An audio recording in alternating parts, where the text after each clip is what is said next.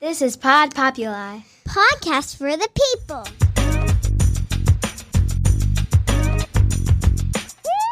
The Great Love Debate. It's the Great Love Debate. The Great Love Debate. It's the Great Love Debate. Hi again, everyone. It's Brian Howie. Welcome to the Great Love Debate, the world's number one dating and relationship podcast. Since 2015, I am here in the very fine studios of Pod Populi, Podcast for the People. I am back at the one in Scottsdale, Arizona. It is very, very early. It's a very early desert morning in the gloaming, as they say. So you get me. Get just me today. And I know one of the fundamental tenets of podcasting, which I do subscribe to and I preach to people whose podcasts I help produce, is to always keep your content evergreen. Meaning, if you're listening to this within, 4 minutes of an episode dropping, which some of you are, or 4 years after it drops, the content of what I'm talking about still has to have relevancy. So I'm going to bend the rules on that a tad because I'm going to reference something that happened within a few days of me recording this, but it triggered something that I think has a bigger purpose and conversation and meaning, and I think you're going to find relevancy in it no matter when you are listening. So the means do justify the ends, or the ends do justify the means, one of the two. So a few days ago, as of this moment, this morning, Sandra Day O'Connor died. So those of you who don't know who she was the first female Supreme Court justice back in the 80s, because Reagan appointed her, so it was back then. And that is always an accomplishment that will be evergreen. She will have that in her obit and in her bio forever. And she served in that position for about 25 years. And that position is normally a lifetime commitment. But she left after 2.5 decades to spend more time with and to care for her husband of more than 40 years, the love of her life, because he was suffering from Alzheimer's. And this is one of the first circumstances where we started to have a conversation in this country about Alzheimer's back then. It's a very public thing. She stepped down from a Supreme Court justice to care for this husband. So you might think, as you're listening, is this a health episode? This is a podcast about love and relationships. I think you'll see the relevancy here. So stick with me. So after a few years of trying to care for her husband, it became beyond her capacity, and Justice O'Connor's husband, he was entered into a facility to get full-time professional care. And she kept visiting him just about every day, but it got to the point where his Alzheimer's, he no longer recognized her. But she kept visiting him even after that, to the point where she went to the facility, and one day she noticed that he was spending a great time with and was apparently completely smitten with another woman, which has got to be one of the strangest feelings and complicated bunch of emotions ever. He doesn't recognize her, but he's with her? She couldn't be mad at him, I guess. She could be frustrated with the fact that he could still feel and express emotion, just not to her. And I guess, she apparently she could be happy that her loved one, the love of her life, felt this happiness and peace, even if it was with someone who wasn't her. After all these years, his last days, months, or whatever, were him feeling some bond with somebody who wasn't her. And the whole story, as I was reading it, and it was sort of made public by, of all people, Patty Davis, who is Ronald Reagan's daughter, and she had heard it from Sandra Day O'Connor's son. They felt this kinship over Alzheimer's because Ronald Reagan had it too, and whatever. And the son revealed that this is what his mother was going through, that she goes into the facility and she sees that her husband is having a relationship with another woman. And I when I read it, I had probably the same reaction as Justice O'Connor did, namely, what the fuck? And then I thought about it, which is why we're here this morning. What is our obligation? What does it mean to love forever and quote unquote unconditionally? And how do we deal with life and matrimonial curveballs? And sadly, Justice O'Connor, a few days ago, died of Alzheimer's. And her husband ultimately did die of it too, possibly in the arms of another woman.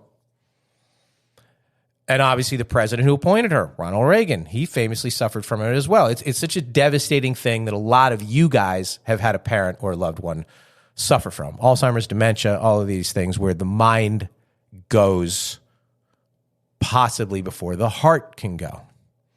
And it is about as frustrating and confusing and heartbreaking condition as you could possibly imagine. So I want to think about that and the obligation and the partnership. So I pulled up the wording, the exact wording of, of the, I guess, the most traditional of vows, the wedding vows, the one that to this day, probably 2/3 of marriages begin with.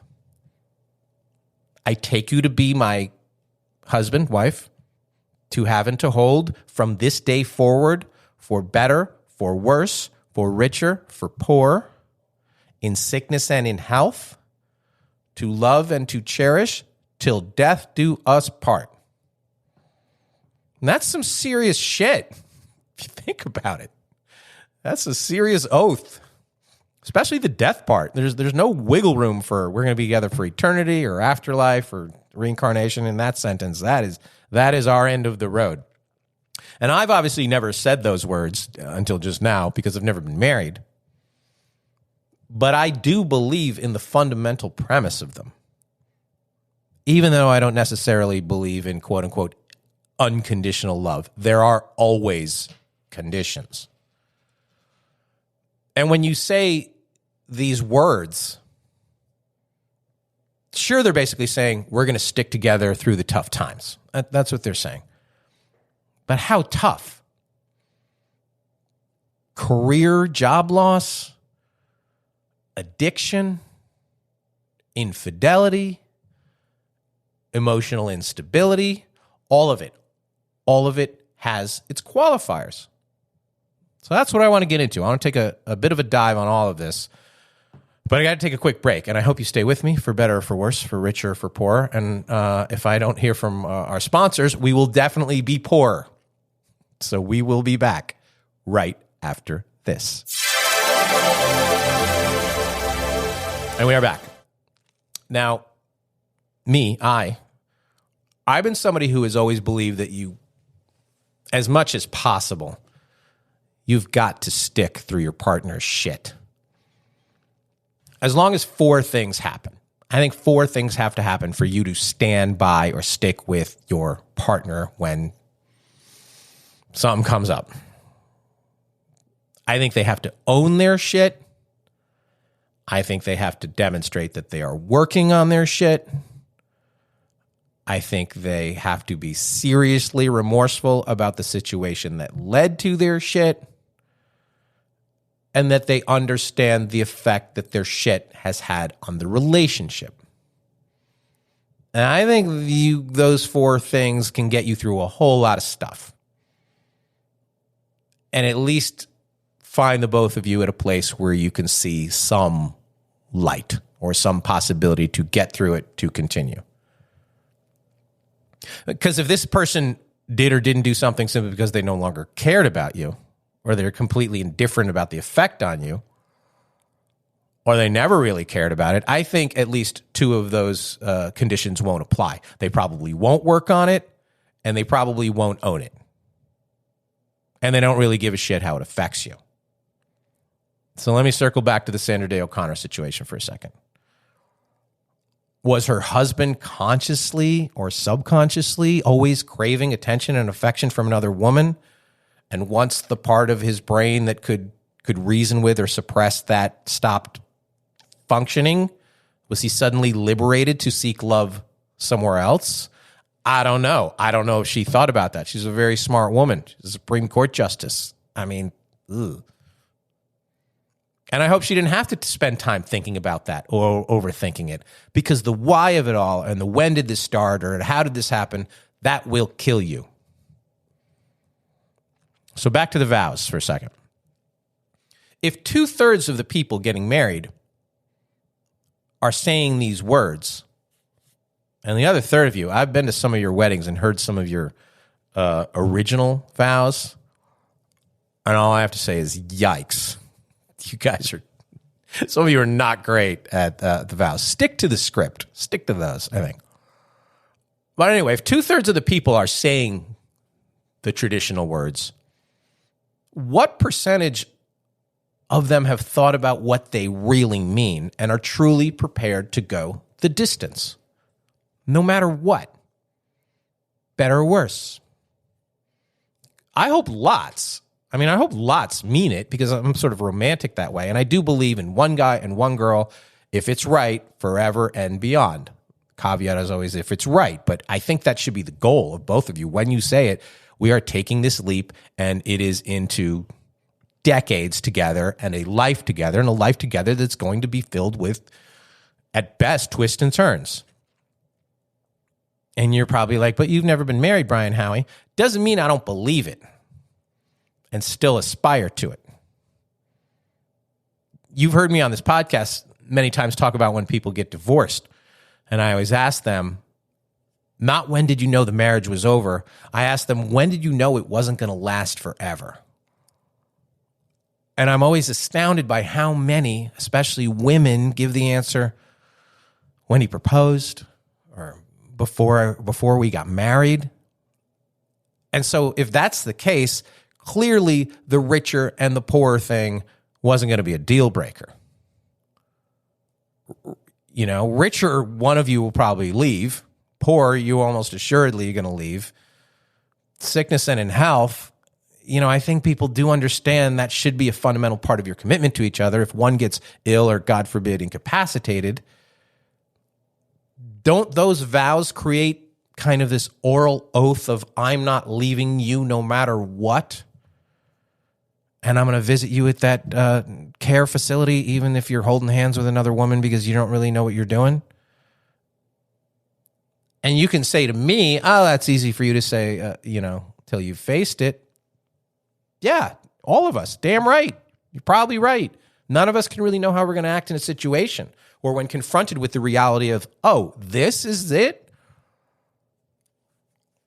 You know, I personally have stuck with a whole lot of relationships with partners who are no doubt struggling with some things, all sorts of things, emotionally and physically. And I do think that's the obligation of being a partner, whether it's your actual spouse or not. It says, I've got you and we've got this together. I think that's the very best part of a relationship, is being able to say that and feel that. I don't think there's anything more romantic than that. And I don't think there's anything more bonding than getting through the storm together. But all sorts of things can change all sorts of things. So when you're saying those words on the altar or wherever you're having your ceremony, you got to think, are they just words rooted in tradition, or are you really giving some thought and commitment to the meaning and some meaning to the commitment? I mean, you got 200 friends and families at the ceremony, you know, waiting to get to the bar and the reception. So I suppose listing off a bunch of, well, unless this happens, you know, qualifiers, it isn't really a solid recipe for a fun wedding or probably a lasting marriage. But is there any thought given in the moment of what you are prepared to deal with? Everyone can do the honeymoon and the house hunting and the gift receiving and the procreating and all the fun stuff. But not everyone can deal with the emotional breakdowns and the problem children and the midlife crisis and the meddling in-laws and the gambling addiction and the hot nanny and the handsome tennis coach and the job loss and I don't know, insecurity, impotence, infidelity, anything else that might come up. And there's obviously a million examples of, oh my God, fuck that. Obviously, I would be out. And there's also the obvious, of course, I would take care of them or stick with them through this and that. But a circumstance like what happened with the O'Connors, she did continue to visit. Would you? Would you be like, this doesn't make me feel right, but I'm going to be there for him till the end, no matter what, because I don't know what they're going through, and I just have to be there because that's the commitment I made? Every time you visited, would you beat yourself up trying to find explanations? Or would you be selfless enough in the moments to be like, it doesn't matter what it means for me. I care about what this means for him and to him. And I'm going to be there for him. You got to think about things like, what if I stop visiting and then this part of the brain does remember me and wonders where I've been all this time? And who is this new woman holding his hand? What if the brain clicks back on? I don't know. The disease is an unpredictable thing. Or is it like Helen Hunt and Tom Hanks in Castaway? She thought he was dead, and in order to heal, she had to move on. I think too quickly, but as quickly as possible. So when does self-preservation kick in over any sort of matrimonial obligation?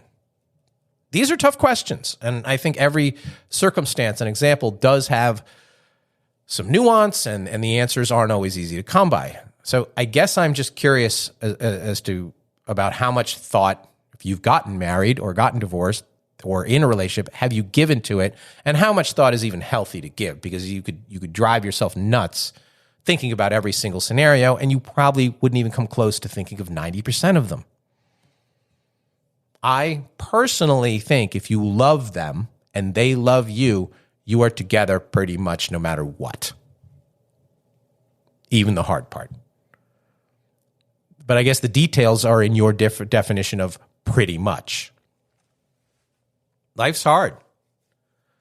And love is one of the hardest aspects of that hard life. Because there's no straight path and there are no assured outcomes. But I think there can be a happily ever after. Which is leads into the misnomer of the hopeless romantic. The hopeless romantics are the ones who are absolutely riddled with hope. And I think if you're in and you hope for the best and try to navigate the worst, I think that's it, which really isn't a bad way to end your vows. I love you. You love me. Let's hope for the best and try to navigate the worst. May you kiss the bride. Let's get to it. Try that on for size. At least as a philosophy. You engaged couples out there, and there are a lot of you, because a lot of you email us and tell us you got engaged after meeting at one of our Great Love Debate shows. You are welcome very much.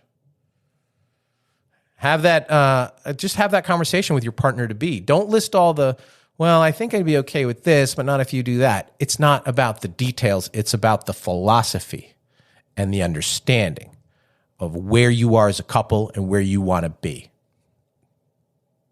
Till death do you part. We're going to give it all, and we're going to try the fuck out of this marriage for as long as we can and with everything we have. And if you're like, well, no, I'm going to give it about 80% because this, I think, is my starter marriage, and in my 30s, I'm going to get it right. Please don't go through with it. That's my advice to you. I think you have to be prepared to go hard, go all out, leave everything on the table, gas in the tank, whatever metaphor you want to use, and hope for the absolute best. The old baseball saying, lots of people can hit the fastball. It's dealing with the curveball. That's where the talent lies. That's where the payoff is. And together, I think you're going to have to try and handle the curves.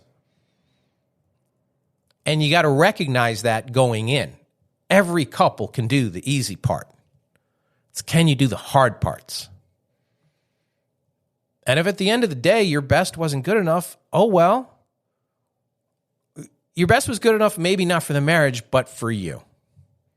And you could say, the vows mattered and I met them. The death was of the relationship and thus you parted. The end. But you gave it a full go.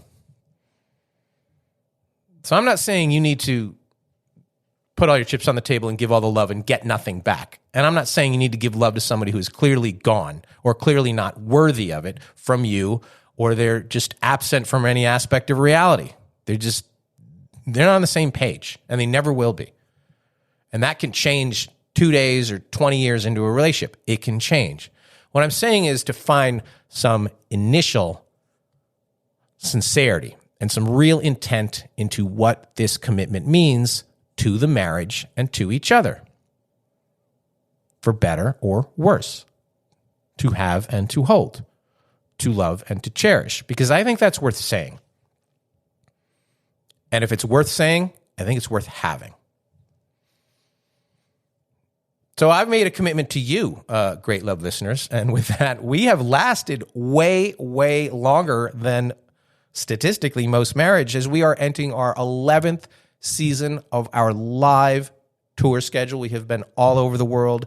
We are kicking off our 11th season with our 10th anniversary show. So we close out 10 years, kick off the 11th year. I think it's February 6th, something like that. Again, evergreen, check the calendar, greatlovedebate.com. It is at the Boca Black Box Center for the Arts in Boca Raton, Florida. Tickets are on sale at greatlovedebate.com or bocablackbox.com. Every week I'm like, what's the exact date? I should probably look it up. I'm asking you to look it up. I'll look it up. Go to greatlovedebate@gmail.com. Send us your thoughts on this or anything else. Please like, share, follow, and review this podcast. 11, 10, whatever you want to say, years in, your reviews still mean a lot in the podcasting ecosystem, because till death do us part, as always, at the Great Love Debate, we never stop making love. See you next time.